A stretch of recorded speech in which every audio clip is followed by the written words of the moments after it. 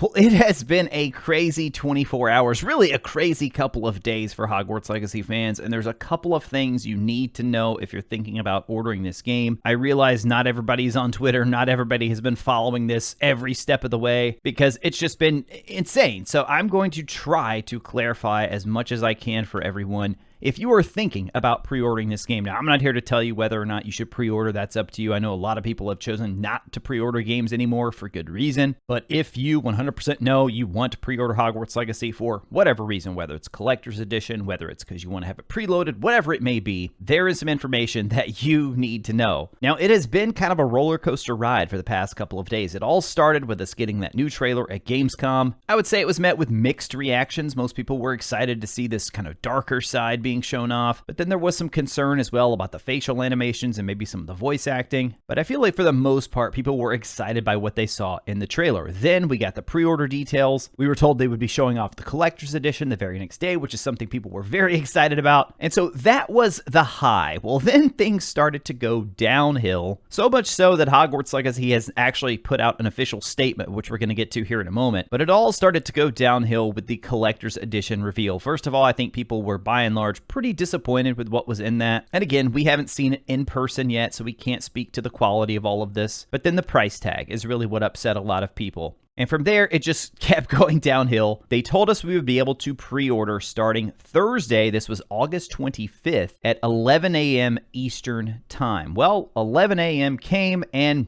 nothing happened. There was no tweet. Everybody was refreshing GameStop, Best Buy, Amazon, all the usual websites, refreshing the Hogwarts Legacy homepage, and nothing happened for a bit. It took about 10-15 minutes before the Hogwarts Legacy website actually updated, and they added this pre-order now section, which is still live at the time of this recording. And if you click on that, it will take you to this page here where you can choose your edition, and then you can also choose your platform, and you can also choose your store. Well, the problem is when this first went up, you could not pre-order the deluxe and you could not pre-order the collectors anywhere. There were no retailers listed. So if we go into the collector's edition here, and I'm just going to choose the PS5 version, right now the only store listed is GameStop. Well, guess what? If you go to GameStop, it's sold out across the board. Currently unavailable, completely sold out for the collector's edition. I know James of Expecto Go was actually live streaming this, and you can go back and watch his stream and see this happening in real time, him refreshing the page. But a lot of people were having trouble there. I was fortunate enough to get a pre-order for the collector's edition in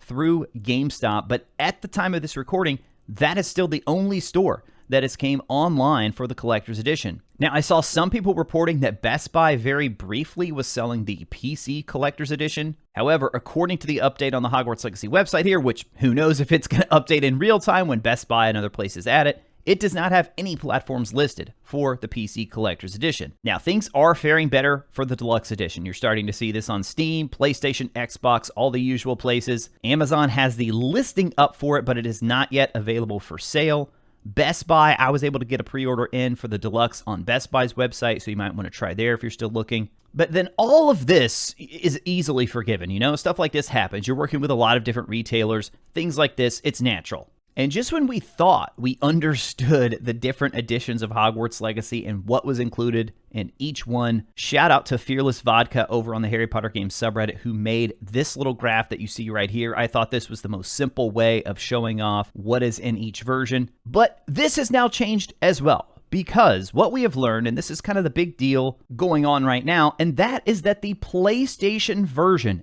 any PlayStation version, has an exclusive quest, which was not communicated to fans beforehand, before pre-orders went live, before some fans were dropping $300 on an Xbox version that doesn't include the exclusive quest. I mean, that is probably the most mind-blowing thing there when you think about someone on Xbox or PC, which PC collector's edition pre-orders that I have seen have not went live yet. But for anybody who ordered the collectors on GameStop for Xbox, had no idea at the time they were ordering this that they were going to be missing out on this exclusive quest. But it's not just the exclusive quest. Apparently, PlayStation will also be getting the Felix Felicis potion recipe. Of course, fans know this is the Liquid Luck potion, which, I think that's awesome that's going to be included in the game.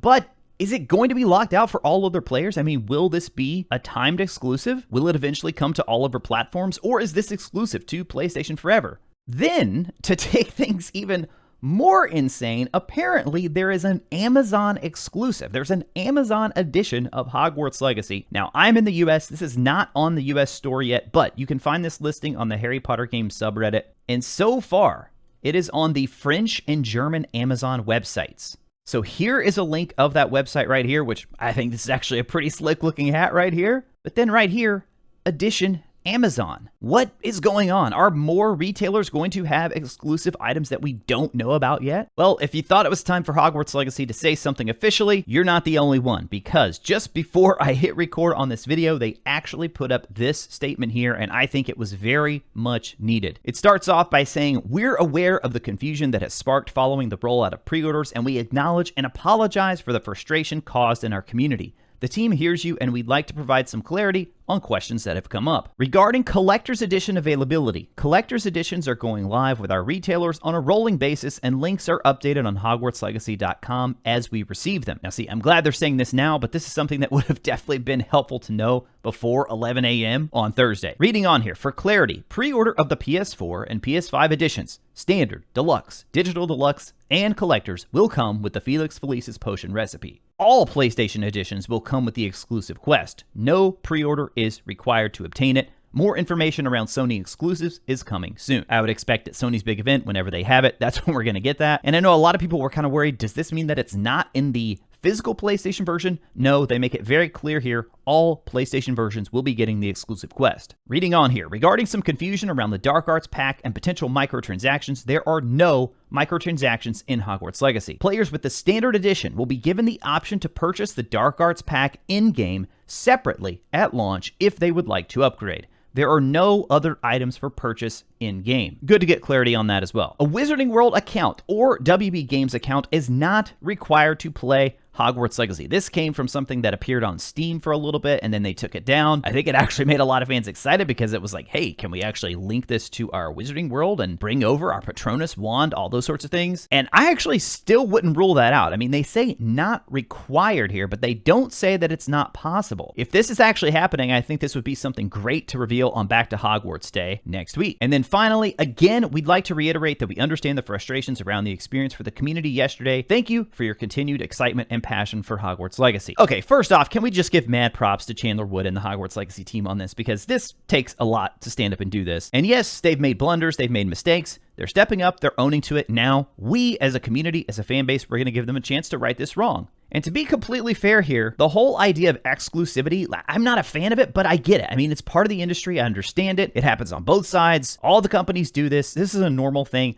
My biggest issue is that it just wasn't communicated beforehand. I mean, if they had made this known beforehand, before pre-orders went live, before a $300 collector's edition went live, then yeah, it wouldn't have been nearly as big of a deal. Would people have still been upset? Absolutely. Now, we still need to know if it's going to be a timed exclusive, but PlayStation is probably going to try and keep that under wraps for as long as they can. And then the other thing that I have tried to remind fans of time and time again is that with a property like Harry Potter, which I know this is not a Harry Potter game, but being part of the Wizarding World, there are so many different parties that touch this, guys. This is way above just Avalanche right here. There are WB is involved, Portkey Games is involved, Avalanche is involved, PlayStation is involved, and then you have all these retailers involved as well. So there are a lot of moving parts here, and things like this just generally happen. Now, the good news about most pre-orders is that the vast majority of companies will allow you to cancel your pre-order. So if you have learned something in this video that makes you want to change your pre-order, check with the retailer you purchase from, and you can very likely cancel that pre-order if you need to. Maybe you want to cancel and wait a while. I wouldn't blame you. If you're new here, be sure you hit that subscribe button before you go. I will keep you up to date on all the latest Hogwarts Legacy news, theories, discussion.